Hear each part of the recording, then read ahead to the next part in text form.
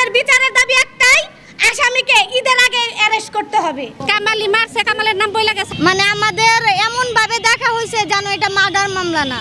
মামলার প্রধান আসামি আপনারা উপরে ভালো করে লক্ষ্য করলে দেখতে পারবেন, প্রধান আসামির সাথে কার ছবি যুক্ত করে নিঃশর্ত মুক্তি চাওয়া হয়েছে।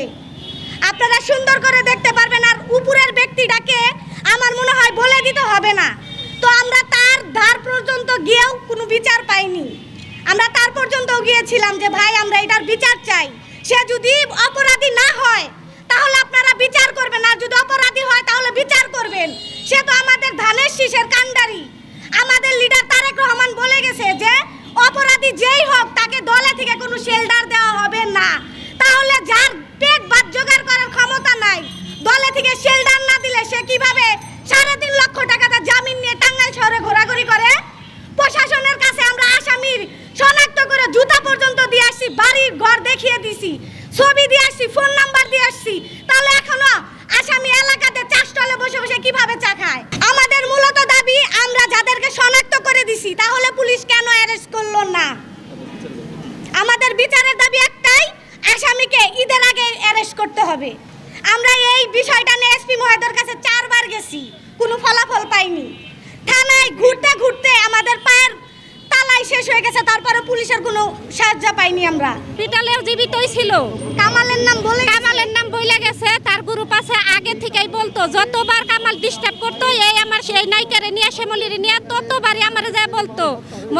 মারার 2-3 দিন আগে ওই দিনও যা বলছে যে কামাল আমারে ডিস্টার্ব করতেছে, কামালি মারছে, কামালের নাম বইলা গেছে। আগে থেকেই বলছে ও যতবার ডিস্টার্ব করছে এই নাইকারে নিয়ে করছে।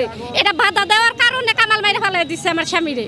আমার পরিচালকের হত্যার বিচারের দাবিতে মোতালেব হোসেন জয়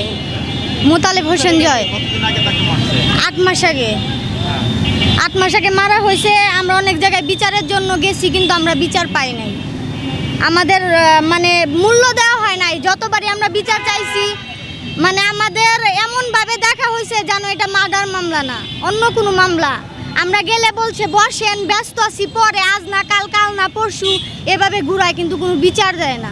ভাইয়ার মৃত্যুর সুষ্ঠু তদন্ত এবং হত্যাকারীদের বিচার দাবিতে গত 8 মাসে আমরা বিভিন্ন জায়গায় গিয়েছি, বিচার দাবি করেছি। খুনিদের আইডেন্টিফাই করার পরেও পুলিশ বা আমাদের টাঙ্গাইলের আইন শৃঙ্খলা বাহিনী কোনো ধরনের কোনো স্টেপ নেয়নি। বিষয়টা তারা এড়িয়ে গেছে যে এটা একটা মার্ডার মামলা না সামান্য 5-10 টাকা চুরি হয়েছে। একটা চুরির মামলা মেবি এর থেকে বেশি গুরুত্ব দেওয়া হয়, কিন্তু এইরকম একটা সিনিয়র ডিরেক্টর টাঙ্গাইলের সাংস্কৃতিক অঙ্গনের এত ইম্পর্টেন্ট একটা মানুষকে মেরে ফেলা হয়েছে, এরকম তারা কোনো গুরুত্বই দেয় নাই। এখন ওনাকে মেরে ফেলা হয়েছে, এখন আমাদের মতো যারা আরও সাংস্কৃতিক কর্মী আছে, আমাদের জীবনের কি কোনো নিরাপত্তা আছে? বিগত 8 মাস পূর্বে তাকে নির্মমভাবে আততায়ীরা হত্যা করেছে। আজও এই বিগত 8 মাসেও আমরা কোনো সেই বিচারের আশার আলো আমরা দেখতে পাইনি। বাধ্য হয়ে আমরা আজকে এই মানববন্ধনে দাঁড়িয়েছি মোতালেব হোসেনের জয়ের হত্যাকারীদের উপযুক্ত শাস্তির ব্যবস্থার দাবি নিয়ে। শুধু মোতালেব হোসেনকে হত্যা করার মধ্যে দিয়ে শুধু একটা পরিবারকে ধ্বংস করা হয়নি, ধ্বংস করা হয়েছে টাঙ্গাইলের প্রায় 1/2 পরিবারের রুজিরুটিকে। মোতালেব ভাইয়ের খুনিদের বিচার দাবিতে আমরা চাই তাদের খুব দ্রুত ধরে আইনের আওতায় আনা হোক এবং তাদের কঠিন এবং সুষ্ঠুতম বিচার হোক। আমার আব্বুরে 8 মাস আগে কুপিয়ে হত্যা করা হয়েছে। এটা কামাল করছে এবং তার সাথে আরও লোক জড়িত। মোতালেব হোসেন জয়, আমি তার বড় ছেলে। ওই শুটিং স্পট থেকে বাড়িতে যাওয়ার সময় তখন তার ওই যে বাইক আটকায় তারপর কুপিয়ে হত্যা করে। হ্যাঁ, সে 1 নাম্বার আসামি।